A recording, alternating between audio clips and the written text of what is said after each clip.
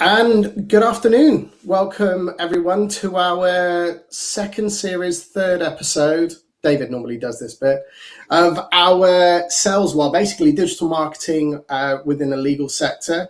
A couple of my colleagues are missing at the moment, one due to internet problems and the other one just due to an overrunning meeting. So David and Simon, we will see you shortly.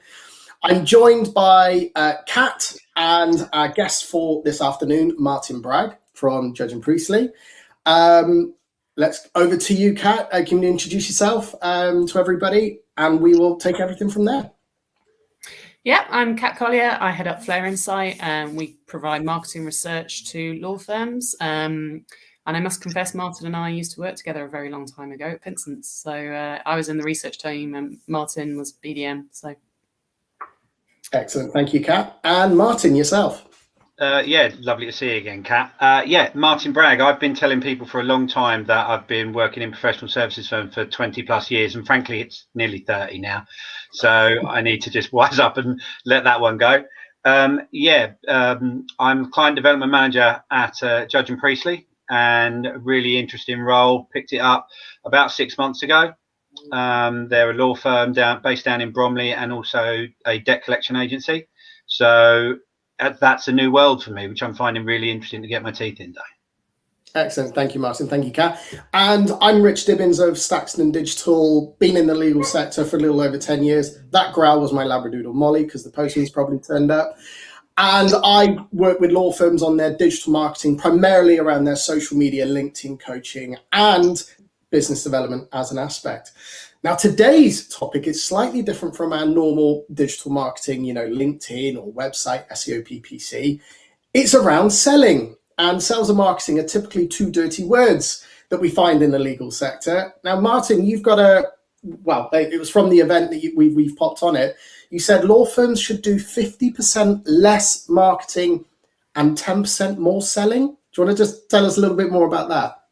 Yeah, I can't claim that there's any great research behind those numbers, but it is my theory that law firms do an enormous amount of really good marketing now, and it's great. Some of the content that gets created is really insightful, clever stuff. But I think they miss a massive trick, because not enough of their partners read it, and not enough of their partners pick up the phone and call their clients about it. So my theory is that those firms would benefit massively by doing less of the marketing stuff, but spending more of that time, energy, and money making sure that their partners picked up the phone and made a phone call to their clients. Imagine if you take a 100 partner law firm and you got all of them to make one extra client call a week. That's massively powerful. You couldn't cope with the work. I totally agree with you. I think there's one huge faux pas with law firms. They don't like the term selling or sales. We don't sell. We're lawyers, solicitors. We can't be deemed as seen as selling. The top 100 law firms all have either a client success team or they have a proactive BD team. But I wonder how many law firms in the top 500 have dedicated BDMs or internal sales expertise to deal with clients. It's it goes, call comes into the receptionist, that's passed over to a partner, an associate. They go, I'm a lawyer, conveyancing, divorce, whatever it may be, and then they leave it. They don't follow up, or they don't know the process of following up.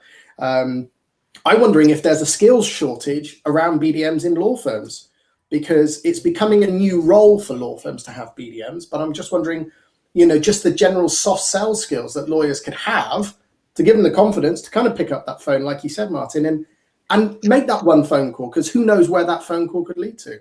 Kat, I think that's a really good point. Sorry, Kat, you carry on. I think Kat's frozen, so Martin, you carry on. I think you made a really good point there, Rich. I do think there is a skills shortage, but I also think that there is a natural tendency for law firms to try and solve a problem like this by hiring one person or one department or one team to do it. So you look at the number of law firms that have hired pricing directors, and yet the actual pricing is done by the partners on the ground. And until you can fundamentally change the way that your 100 partners price, having a pricing director is going to only ever have minimal impact. And I think the same is true with sales.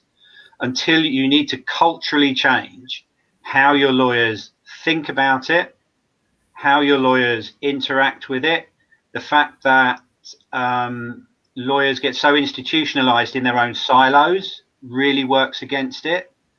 So yeah, there's lots of cultural issues that stop this happening. And yeah, my theory doesn't conclude with like, it's a doddle, get on with it. Do you think, Martin, that there's when do you think that training should start? Do you think it should be kind of at associate level or as soon as lawyers join? Because there is that kind of initiation when associates become partners, that they are then expected over the years to accrue income for their firm. But actually, should you be starting it when they're in their 20s so that they're initially comfortable? I remember a conversation when we were at Pinson's, actually, Kat, with a guy who'd just been promoted to partner. And he was delighted, but terrified in equal measure, because he said, like, I've got no idea. You know, I know I'll do my legal work in exactly the same way as I do my legal work now. The responsibility as a lawyer is no greater. The responsibility to win work, he'd had absolutely zero insight or training into. And it was like, you know, you get a partner's desk and I'm hoping there's a big black book in the bottom drawer that will tell me how to do all of this. And it's just not the case. I think the training needs to start the minute they walk in the door. But if I had my way, I'd tear up lawyer training and start that all over again. But that is a dozen podcasts. I suppose there are simple things like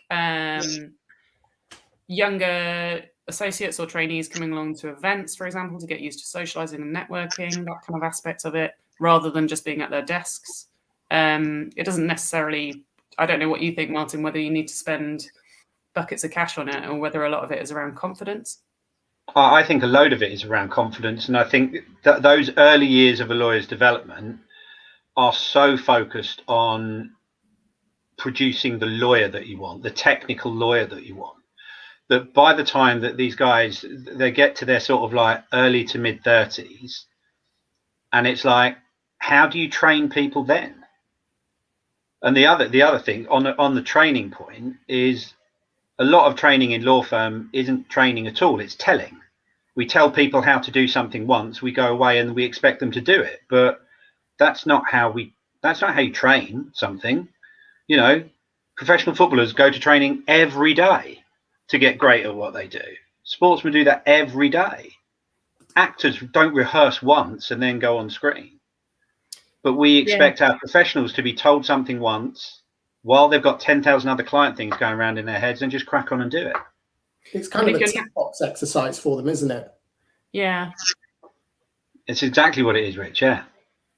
And I suppose if you're naturally introverted as well, the idea of marketing can be quite terrifying. So if you have that introduced at an earlier level, then that might help. So yeah, I think the introvert extrovert thing can get overplayed, because I don't think there's one way to do this. I think there are loads of different ways to be great at winning work for your firm.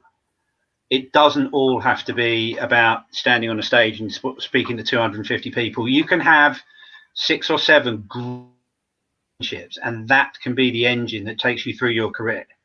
You know, you love those client relationships so much and so well that they would not dream of going anywhere else. You know, and that's an absolutely reasonable way to run and, you know, drive the engine to drive you through your career. And there are, like I say, there are the extroverts that stand on stage and they preach to 300 people in a room and they make great hay from it. One of the things with law firms is I think they're kind of, or certain lawyers, they're kind of out of touch with their clients. And the prime example is conveyancing lawyers, who are, by the way, have done a fantastic job over the last 18 months. But I've known of conveyancing lawyers will deal with a transaction for, let's say, £250,000, and they'll deal with it like, oh, well, it's £250,000, or it's a £1.5 million transaction. They don't think of the client and their money and their spending. You know, buying a house is the biggest purchase we'll ever do in our lives, and they're dealing with a very stressful time as well. But the values kind of get misconstrued, and it's like, oh, it's 150,000, it's $250,000, whatever. And I've known some law firms to go, oh, well, it's 150,000, no problem at all. But the buyer or the seller of that property is going, this is everything. This is, this is my dream to have my first house. But they deal with it just as a transactional process, and it just clicks along. I think the training around personal skills with some clients, just, honing those a little bit. That's not even selling. That's just being attentive to what your client wants will win even more business as well. Because as we know with a lot of business with law firms, it's referral based. And the moment you get a bad referral, that kind of opens the door to a lot of things. I'm just curious, Martin, with obviously you've been at Judge and Priestley the last 6 months.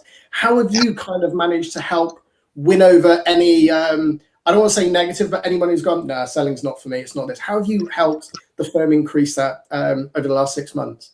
It's a great question, actually, because obviously coming out of the COVID period, we're sort of now at the point where we're putting our head back above the parapet kind of thing.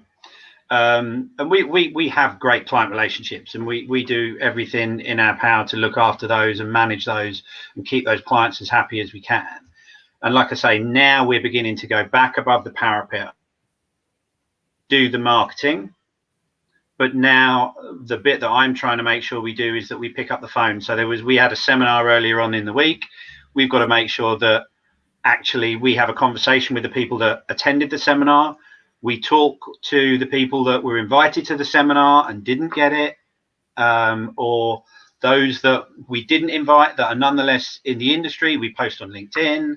There's all of those things that we need to do to create maximum bang for your buck. And I think that is the opportunity where you can cut your marketing, maybe not by 50%, but you can cut your marketing by doing one thing over a period of time, create a campaign of action across several platforms and several different media where the message is the same. Yeah. Once you do that, then you're engaging with a whole bunch of people and the message is consistent. If the message, and this is, I think, part of a challenge that a lot of the larger firms have, it's like, it's a message about construction, then a message about IP, then a message about employment, and a message about corporate, and a message about litigation. And it's really difficult, if you're the client receiving all of those messages, to form any opinion. And I've got this phrase that I use, that if you're not prepared to choose your audience, you make it really difficult for your audience to choose you. So I think it's really important to, for any firm to think about what they really want to be famous at, what they really want to build and grow over the course of the next 6 to 12 months, and do their marketing on that basis, as opposed to, I've got 12 practice groups, therefore I need to split my budget by 12. Do you also find cross-selling as a bit of a challenge within the law firm? Because we all know lawyers are they have the blinkers on. This is my client, my department, I work with them. I found some law firms don't want to, I've always said private client, conveyancing sits next to family because wills and probate works well with conveyancing. So do you cross-selling, has that been kind of a good introduction or a good kind of process with the firm? That's tough as old boots. It is tough as old boots, and it's particularly tough for us on the debt collection side, because we've got a number of our clients are large institutional clients, like utility companies, people like that, local authorities, but that's not really the profile of the Bromley business. Yeah, so that correlation, that exchange doesn't happen as frequently or quite as well as it possibly could, but they're two very different client profiles. But in theory, yeah, I think lawyers have really abdicated the position of sort of trusted advisor. It's still a phrase that you hear, but I think they've backed away from it by specializing as much as they have. And I quite often draw parallels between the medical profession and law. I think there is a real opportunity for GP type lawyers that can solve 75% of a client's problems, but have got access to the people who can solve the other 25% and some decent bedside manner. Absolutely. As someone who's married to a senior nurse, I completely echo that. Absolutely. We're joined by David. Excellent. Who's popped in? David, great to have you on. Sales and marketing, as I mentioned to Martin and Kat, two kind of dirty words in the legal sector, but lawyers do sell. It doesn't matter how you kind of paint it, but how you do it and the way you do it is also crucially important. David, what's your thoughts on selling within the legal sector, as a lawyer? And either you're muted, but none of us can hear you. There we go. There we go. That's better. Right. Yes. It would be me with the technical issues. No, I've been backstage just catching the last few minutes of that, and it is fascinating.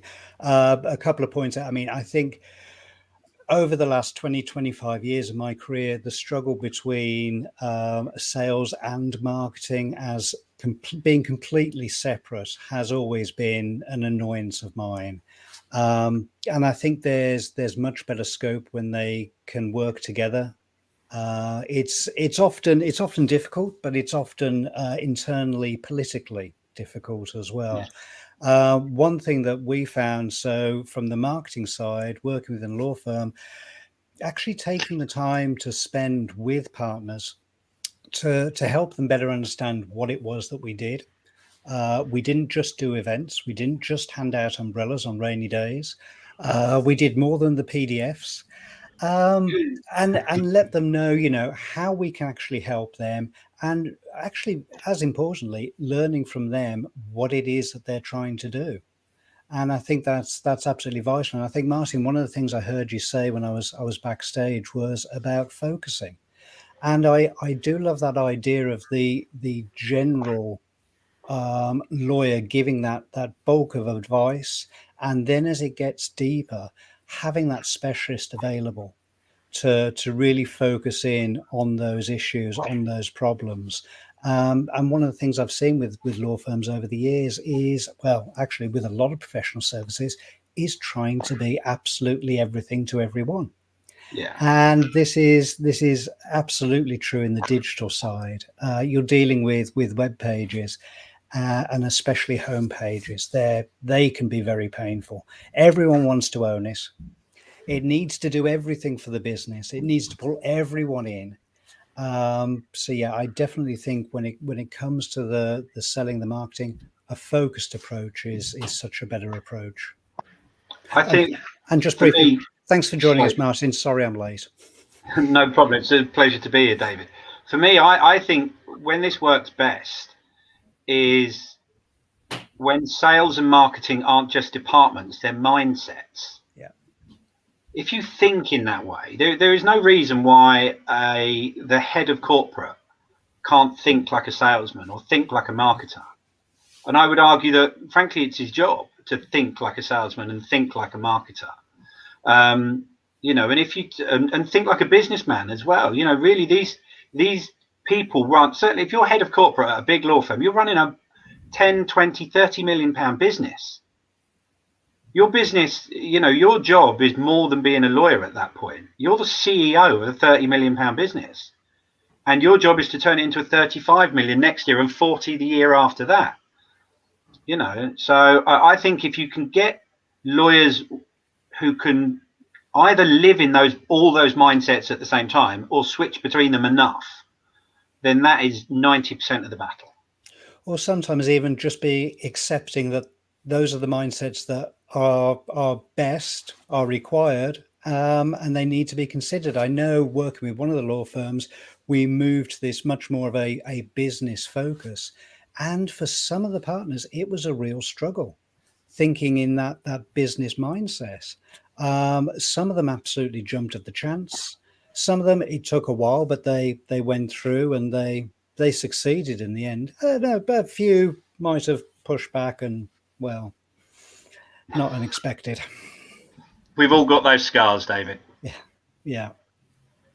I would even argue, Martin, that there are some marketing teams who don't even think in the way that you want them to, that kind of sales-led culture. Yeah. And there may be client relationships managers, but they tend to be put on the big clients, but it's not around sales. It's about kind of keeping those big clients in your firm, and that's about it. There isn't anything to do with, I can't think of a firm that I've worked in where somebody has driven sales from a marketing team perspective. I don't know if you can think of those, Martin. I can't off the top of my head, and I think that's a brilliant point, because the assumption that if you're in BD and marketing, that's how you think, it is an assumption, and we all know what assumption is the mother of. You know, BD and marketing people have to step up, have to think about getting their mindset right for what they want to achieve. One of the challenges in doing that is that a lot of lawyers don't want to hear this message, and none of them are poor. They're all making very healthy livings by doing what they've always done. You know, most of the people who are at the points in their career where they can make decisions on those things are looking at the end of their career. So why would they rock the boat? You know, so I do not pretend that this is the transformation that it's very easy to talk about on a Friday afternoon is anything other than really, really hard and decades away. But, you know, I think there is a massive gap for a firm out there that takes this on board. Huge opportunity. I totally agree with that. Yeah. We've seen in the last 18 months a lot of partners moving up, and yet a lot of partners kind of taking early retirement. And I think, Martin, you touched on it. It's succession planning. Law firms need to do it. I love the fact that you refer to the law firm as a business, because most law firms refer to themselves as a law firm first and a business second, and that should be flipped. But succession planning with partners, especially the ones who are looking to either take early retirement or they're leaving the industry in the next couple of years, or profession, sorry, Mr. Higgs, if you're the profession, basically, if they're looking at leaving, I've known some lawyers go, I don't need to learn this, I don't need to do any more, I'm leaving in a couple of years. And it's that kind of selfish mindset. Okay, you're leaving. What about the 75 members of staff who are still going to be here, who still need jobs, who basically rely on either the referral relationship you've got? How does the firm plan for, you know, succession planning around that? So I think it's training them very, very early from the, you know, the beginners from the early outset, but also succession planning when these people leave. What's going to happen when that person leaves? Who fills that relationship with the referral channels? Because if you rely on a partner bringing in 70% of the fees and they go, you're going to be knocking on the bank manager's door going, we need an increase on our overdraft because so-and-so's left and the referral relationship's gone as well. I've seen that happen a few times in the last 5 years. But I love the fact you refer to it as a business and not a law firm. So, Martin, thank you for that. My pleasure. It'd be lovely if more thought in that vein, because I do think it changes. It really is that mindset thing. If you can get that right, it can be transformative. And I think a lot of changing mindsets is about changing the language, and that can be the first thing that you do. You know, I would love to love to go to a law firm and find a firm that talks about the corporate business, the litigation business, the employment business, and how you grow those businesses, as opposed to talking about them as practices or departments or, you know, whatever phrase is used in the business at the moment. Martin, if we were to cut 50% of marketing, what would be your prime culprits to get rid of?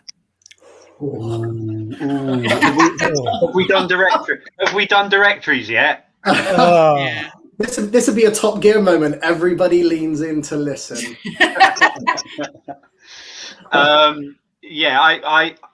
In fairness, my view on directories has softened over recent years, and I've got no problem with, if you are number 1 or number 2 tier, then go for it. Stay there. If you are differentially investing in a business or a practice area and you want to grow it, then go for it. Get in there. Get in at 6th tier, but make sure you're in at tier 6 with the ambition to be tier 1 in 5 years. Those I have no problem with. I don't understand why a firm needs to be in tier 5 every year. I genuinely don't. And I before it all went online, I always said that if you were to walk into a managing partner's office and say, look, I've got this great idea for marketing. What we're going to do is going to suck up 3 months of time. We're going to take literally hundreds and hundreds of partner hours, and the outcome will be a book that all firms are in. No one would sign up to that idea, you know, but we've all been sucked into it, and now no one can get out of it. The one thing, again, another area where I've softened slightly is it does produce great content as long as you use the content, and lots of firms are still not doing that. What I've seen on LinkedIn with the directories, I personally think consumers don't give a rat's about the directories. It is a legal kind of, I got my badge of honor, thank you very much, kind of 2 fingers to the other law firms. Yeah. But the consumer market doesn't know what those are. They just see them as badges of honor on the website. And you're spot on, Martin, again, with they kind of don't use the content throughout. It's kind of talked about once they've won it, and then they leave it. It's never talked about again. Well, they'll talk about reviews on, Google reviews or, review solicitors, any reviews that they have come in, they, recycle that content going out. But the legal directories, I think it's just it's an internal thing to kind of go, we're better than you, or you're below us kind of thing. I don't think I've never had anybody come to me within outside the legal market go, what does the legal 500 mean? What does Chambers and Partners mean? Nobody has ever said that to me.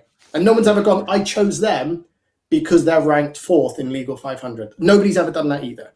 Yeah, So I chose them because I ranked 4th. And not only did they rank 4th, they ranked 4th with 8 other firms. Yeah.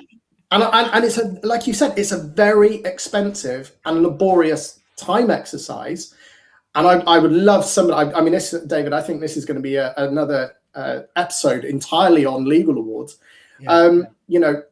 How much time and investment have you put into it, and what was the ROI on that? Because all you've got at the end of the day is a wonderful little graphic on your website, which FYI, please get high-res versions. And I hate law firms with the really crappy ones in the footer. What's the ROI that you've spent all this time and effort on it? What have you got as a result, other than a little badge? And yeah, like you said, you're in the big blue book. Yeah. So when I talk about the content, I'm talking about the actual case studies that you get that tend to be the best written case studies that you get in a firm, because if otherwise they get written on the fly for a pitch. It's very rare that you actually spend enough time and energy getting good content for your case studies or your credentials for your pitches. Take that stuff, store it, find a database for it, store it by lawyer name, store it by deal size, store it by practice area, store it by industry. Once you do all of that, you can produce your proposals pretty much at the touch of a button. But if you're not doing that, then I think you are throwing all of the effort to get those case studies written up in the first place. I think you're throwing it down the drain. I think, I'm sure, Richard, you'll especially agree with this from the digital side. For years we've been talking about, you have content, how can it be reused? Don't just do it once and then forget about it, especially when it does take the 3 months, all the hours, all the rest of it, as with the directories. As you say, I mean, there is fabulous content there. Think about how it's going to be reused. There's so many options. I did that very thing with the firm I worked with in Abu Dhabi. And over the course of 3 years, I built up around 250 case studies, all of which were categorized by industry, deal size, lawyer, practice area, country. So I knew that if I was writing a proposal that included lawyer X and it was to do with oil and gas and employment work within the oil and gas industry, that I could lay my hands on 4 case studies that fit the bill straight away. Yeah. And I would rather those 4 case studies that are bang on point than 40 case studies that are all over the place. Absolutely agree. 250 case studies. I was 100% convinced it's more than that. It's more than that. You think of a big firm and how many submissions they do, and how many, 8 to 10 case studies in every submission? It's insane. The amount of amazing content that is sitting in a marketing director's drawer. Just out of curiosity, what do you think is preventing law firms from sharing that? Because I spoke to a law firm last week who I'm looking to work with, basically on business development. Obviously, they'll remain anonymous at the moment. But I said to them, I said, what's kind of stopped you from doing this? And they said, we've done training before, but then it just got stagnant and very repetitive. And I said, well, the key to sales and business development is, as you put, Martin, it's training, it's coaching, it's being consistent and always upping the game further along. So, you know, with all this content and the case studies, what do you think, what other hurdles do you think lawyers are preventing themselves from actually being more sales proactive? I think if we take the directory case studies as an example, I don't think that's the lawyers standing in the way of themselves at all. But that's a big project. You know, those 250 case studies were all rewritten to a greater or lesser extent by myself and then categorized and stored and placed there. You know, BD and marketing teams don't have that time on their hands. But it is absolutely, you know, the categorization is absolutely a job that you could give to an intern and get it done in 2 weeks. You know, and I think there's a real lack of looking at resources like that. It's like, okay, I cannot spare 2 weeks away from business as usual to do this. But this is so valuable that we would be nuts not to do it. So I'm going to spend £500, £1,000, whatever it costs to get an intern in to come and categorize it. You could literally get a guy out of IT school who'll build a database for it. You know, the resources do exist, but that's all. You've got to go and get the budget from somewhere. And we all know that, you know, that's not easy in law firms. But in terms of lawyers getting in their own way, I think a lot of the training that I've seen has tried to solve too many problems at once. It's tried to do too much because the training's got a start date and an end date, and we'll try and, you know what, I can't guarantee these guys any more than, say, if you get them for a day, if you get a partner for a day, that is a massive investment of time. You know what, I would rather have that 8 weeks, that 8 hours spread over 12 weeks. You will get more done with that partner than you will. It's like going to the gym. If you go to the gym for 8 hours, you'll come out exhausted, but still fat. If you go to the gym for 8 hours over the course of, like, you know, 6, 7, 8 days, you'll start getting fitter. It's about consistency, little and often. What's it? Consistency, not intensity. That's the problem. Absolutely. That's what I kind of teach people about LinkedIn, because lawyers seem to think they need to be in LinkedIn 24/7. And I go, no, if anything, it's the very opposite.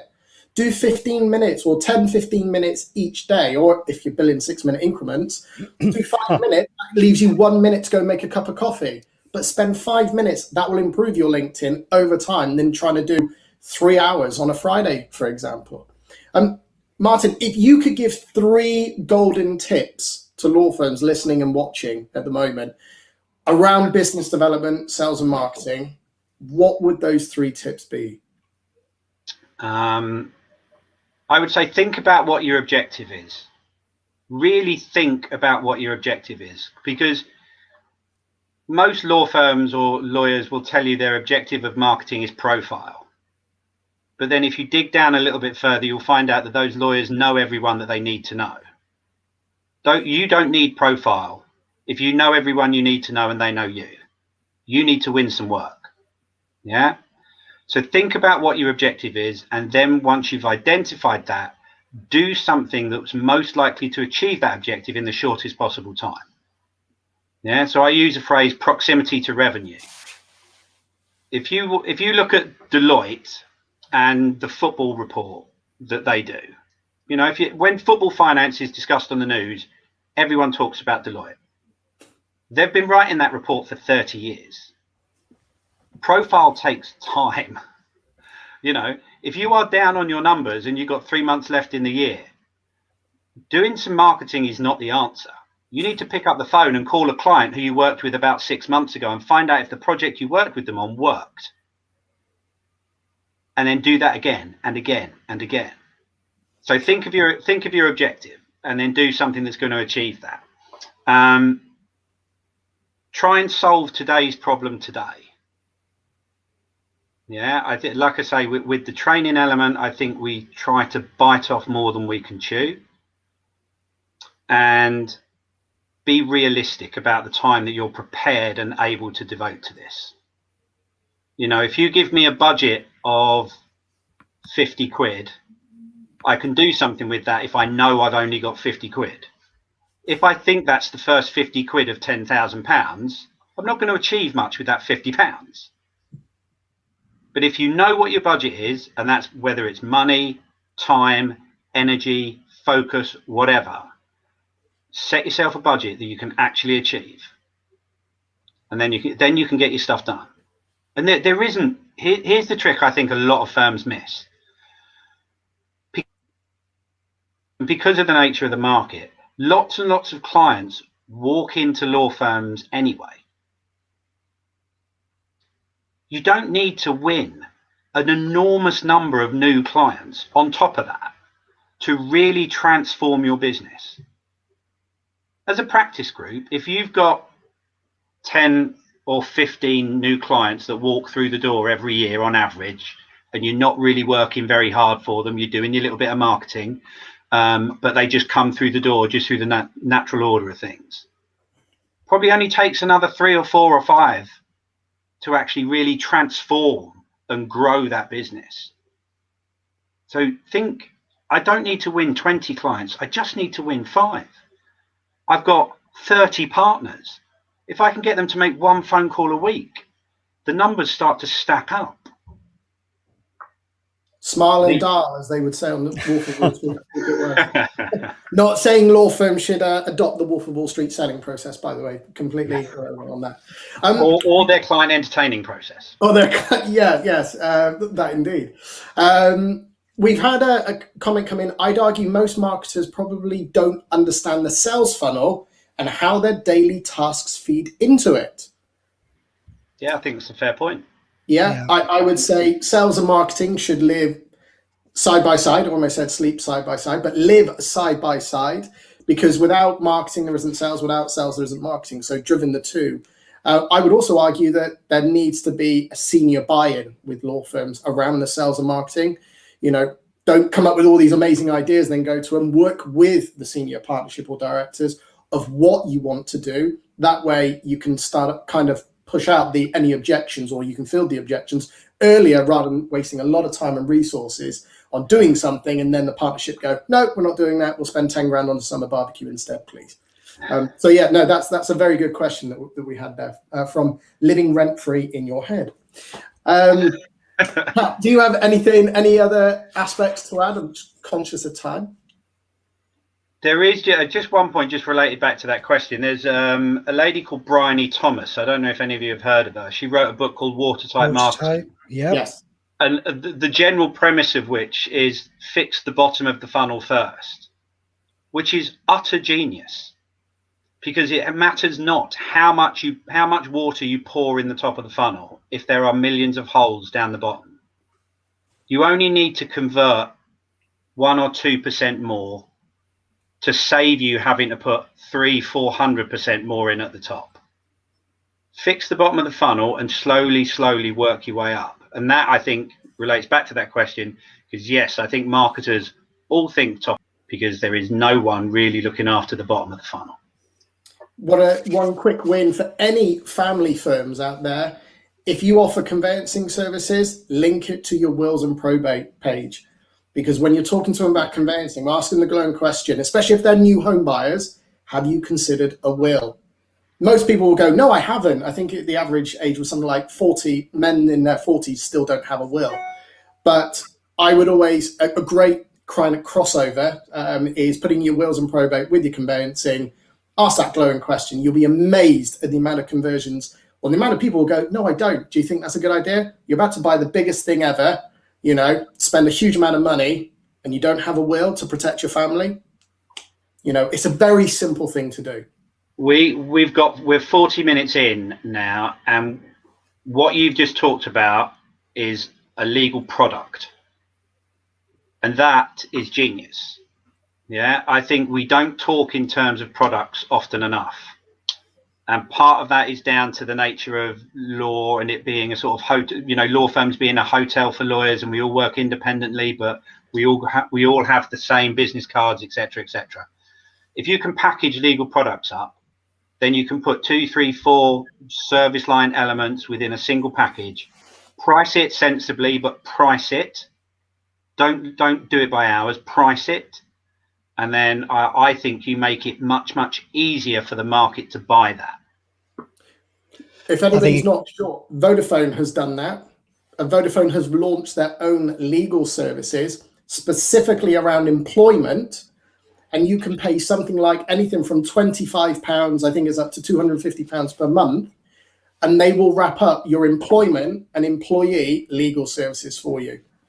And it's priced on a tiered approach due to the number of your employees. So Vodafone's now welcome to the legal market. These other companies are going to start jumping on this as well. I think the really interesting piece about that from a pricing perspective is that's effectively, from Vodafone's side, that's insurance. That's priced on an insurance basis. They know that every now and again they're going to get a client who tickles their tummy and is going to have tons and tons of problems, and they're not going to make their money. But they know that the vast majority of their clients, they will make enough back from the vast majority to cover that and still make a profit. That's how insurance companies price. And I think law firms would really benefit, particularly at a certain scale, would really benefit in thinking about pricing the way that insurers think about pricing. Don't try to eliminate risk. Make that risk manageable and profitable. I think that's great advice, and I think that's something that more in the legal sector could do. I mean, first of all, watch out for siloing. That is still such a big issue within so many different firms. But also have a look and see outside of the industry what other people are doing. All too often, I used to see, well, we're going to do this because so and so over the river, they've done it. So yeah, it's worked for them. We kind of follow in their footsteps. We'll do the same. Yeah. And the thing is, I don't think that that's an untenable market position. I want to think it's untenable because I want to be niche. Find your niche, do something different, differentiate different. But you look at the number of law firms, and there simply aren't enough niches out there. So I think it's okay to be the leader of that pack, and it's okay to be in the peloton of that pack. But know where you are, do your marketing accordingly, manage your firm accordingly. Don't try to be something that you're not, unless you're really going to invest in becoming it. I think that is wise words to finish the webinar with. I think that is absolutely fabulous. I think we're coming to the end now. We're 45 minutes in. Martin, thank you very much for joining us. Very sorry I arrived late. I'm sure Rich and Kat will be having strong words with me later. And thank you for the pair of you for holding the fort and just making it another great show. Martin, if somebody wants to get in touch with you, what's the best way to do it? LinkedIn, Martin J Bragg. If someone wants to come and say hi, my handle is Martin J Bragg on LinkedIn. There you go. No excuses now. Everyone get in touch, say hello, and he'll help solve all your problems. That's it for this week. Any last words from Rich, Kat? Thank you, Martin, for the insight into BD world within a law firm. Yeah, it's been a completely different perspective. Thanks, Martin. No, I've thoroughly enjoyed it. It's been great to see you again, Kat, as well. We must catch up soon. Yeah, definitely. That's great. And thank you for everyone who's been watching, whether it's live or on the replay. And we'll hopefully see you again, same time next week. Thanks, everyone. Thank you, guys.